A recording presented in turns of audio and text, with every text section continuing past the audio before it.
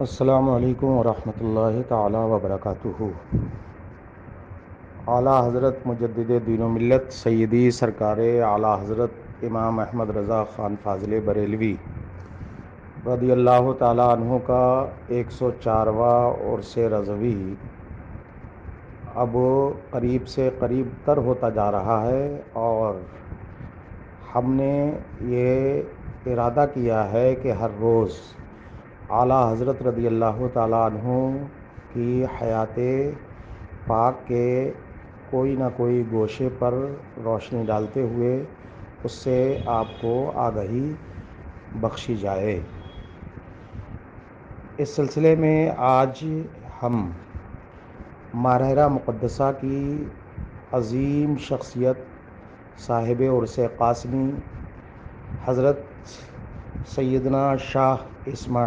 اسماعیل حسن مارہروی رضی اللہ تعالیٰ عنہ کا بیان کردہ مشاہداتی واقعہ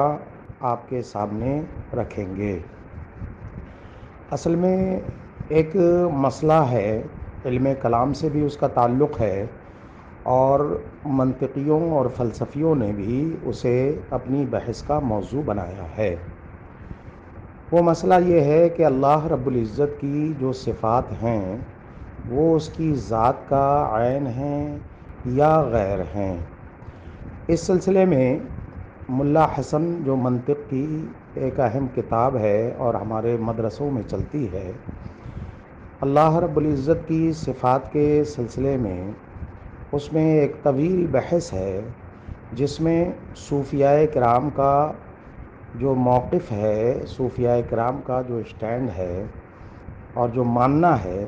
وہ یہ کہ اللہ رب العزت کی جو صفات ہیں وہ اس کی ذات کا عین ہیں۔ تو اس عینیت اور غیریت صفات باری تعالیٰ کے مسئلے میں صوفیاء کرام کا بھی موقف یہی ہے، اور مناطقہ اور فلسفیوں کا، منطقیوں اور فلسفیوں کا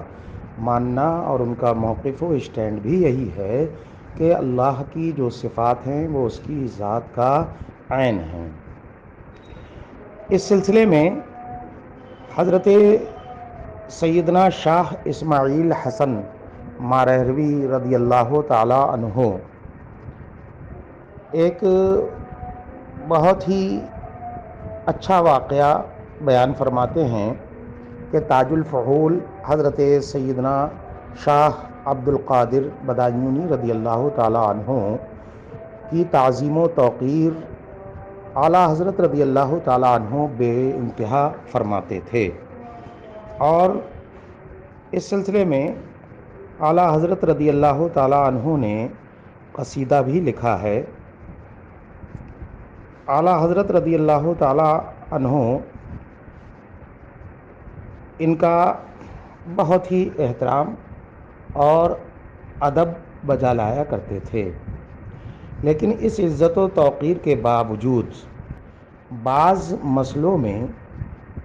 کچھ علمی اختلاف بھی دونوں میں رہتا تھا۔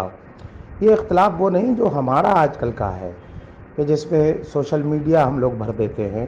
اور ایک دوسرے کی پگڑیاں اچھالنے کے لیے بہت کچھ پتہ نہیں کیا کچھ کر گزرتے ہیں، وہ نہیں۔ علمی جو اختلاف یعنی بحث و مباحثے کا جو معاملہ ہوتا تھا وہ تھا۔ تو فرماتے ہیں کہ حضرت سیدنا شاہ اسماعیل حسن مارہروی رضی اللہ تعالیٰ عنہ فرماتے ہیں، ان کا بیان ہے کہ مولانا عبد القادر صاحب فرماتے تھے کہ صوفیہ نے جو صفات کو باری تعالیٰ کا عین مانا ہے، عین ذات باری تعالیٰ مانا ہے اس میں، اور فلاسفہ کے عین ذات ماننے میں فرق ہے۔ یعنی یہ معاملہ یہ ہے کہ صوفیہ نے بھی اللہ کی صفات کو اس کی ذات کا عین مانا ہے، اور منطقیوں اور فلسفیوں نے بھی مانا ہے، لیکن ان دونوں کے ماننے میں فرق ہے۔ دونوں کا موقف بظاہر ایک نظر آتا ہے، لیکن دونوں میں فرق ہے۔ اس کے برخلاف اعلیٰ حضرت رضی اللہ تعالیٰ عنہ کا موقف اس سلسلے میں کیا تھا تو صاحب عرس قاسمی رضی اللہ تعالیٰ عنہ فرماتے ہیں کہ مولانا احمد رضا خان صاحب اس فرق کے ماننے میں اپنا تامل ظاہر فرماتے تھے۔ تو بحث جب یہ آگے بڑھی تو آخر یہ ٹھہری کہ سیتاپور چلیے اور وہاں حضور جد امجد سیدنا شاہ اچھے میاں صاحب قدسہ سرہ العزیز کی مؤلفہ کتاب آئین احمدی کی جلد عقائد میرے کتب خانے میں ہے، اور دیگر کتب صوفیہ بھی موجود ہیں، ان میں فرق کو دیکھ لیجئے۔ یہ آپس میں ان کا دونوں حضرات، دونوں بزرگوں کا طے ہوا۔ تو کہتے ہیں دونوں حضرات تشریف لائے اور اولاً آئین احمدی کی جلد عقائد سے کتاب زبدۃ العقائد مؤلفہ حضرت احمد صاحب کالپوی قدسہ سرہ، جو ہمارے پیران سلسلہ سے ہیں، جن کے بارے میں اعلیٰ حضرت نے اپنے شجرے میں فرمایا، دے محمد کے لیے روزی کا رحمت کے لیے خوان فضل اللہ سے حصہ گدا کے واسطے، یعنی حضرت سیدنا احمد ترمذی رضی اللہ تعالیٰ عنہ کا یہ معاملہ ہے۔ تو کہتے ہیں کہ مولانا عبد القادر صاحب نے یہ کتاب نکال کر کے دکھائی، اسے دیکھ کر کے حضرت مولانا احمد رضا خان صاحب نے فرمایا کہ میں بغیر دلیل تسلیم کیے لیتا ہوں کہ صوفیہ کے قول عینیت اور فلاسفہ کے قول عینیت میں فرق ہے، اس لیے کہ میرے مرشدان عظام فرماتے ہیں کہ ہم جو صفات کو عین ذات مانتے ہیں وہ اس طرح نہیں جس طرح فلاسفہ مانتے ہیں، اگرچہ دلیل سے یہ فرق میرے ذہن میں اب تک نہیں آیا ہے، لیکن چونکہ میرے مرشدان عظام یہ فرماتے ہیں، اس لیے اپنے مرشدان عظام کے ارشاد پر سر تسلیم خم کیے دیتا ہوں۔ سنیے، غور سے سنیے، بار بار سنیے، یہ صاحب عرس قاسمی رضی اللہ تعالیٰ عنہ اپنا مشاہداتی بیان فرما رہے ہیں کہ جس میں اعلیٰ حضرت نے یہ فرمایا، اور میں جہاں تک جانتا ہوں یا ہمارے بزرگوں استادوں نے جو ہمیں بتایا ہے وہ یہ کہ اعلیٰ حضرت نے کسی بھی مسئلے پر جس موقف کو اختیار فرمایا وہ دلائل کی بنیاد پر اتنے قوی ہوتے تھے کہ اللہ کے فضل و کرم، آقا صلی اللہ تعالیٰ علیہ وسلم کی عطا اور بزرگوں کے صدقے میں انہیں کبھی رجوع کرنے کی ضرورت نہیں پڑی، سوائے اس مسئلے میں۔ دیکھ رہے ہیں آپ، اور اس مسئلے میں بھی رجوع اپنے موقف سے اس لیے کیا، فرماتے ہیں کہ چونکہ میرے مرشدان اعظام یہ فرماتے ہیں، اس لیے اپنے مرشدان اعظام کے ارشاد پر سر تسلیم خم کیے دیتا ہوں۔ یہ ہے اعلیٰ حضرت رضی اللہ تعالیٰ عنہ کا علم و فضل، اور اس علم و فضل کے باوجود یہ ہے اعلیٰ حضرت رضی اللہ تعالیٰ عنہ کا اپنے مرشدان عظام بلکہ اپنے مرشد گرامی سے کے سلسلے میں جو بھی بزرگ آ رہے ہیں ان کا ادب و احترام۔ اسی ادب و احترام نے بریلی کے احمد رضا کو اعلیٰ حضرت بھی بنایا، بریلی کے احمد رضا کو امام احمد رضا بھی بنایا، فقیہ اسلام بھی جو ہے وہ بنایا، اور الحمدللہ اللہ کے فضل و کرم سے وہ مجدد کے منصب پر بھی فائز ہوئے۔ یہ تھا ان کا ادب و احترام۔ تو آج ہمارا حال یہ ہے کہ اپنے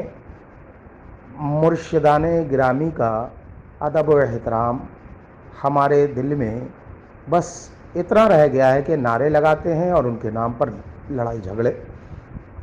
اصل ادب و احترام مرشدان گرامی کا کیا ہوتا ہے یہ اعلیٰ حضرت کی بارگاہ سے ہمیں پتہ چلتا ہے۔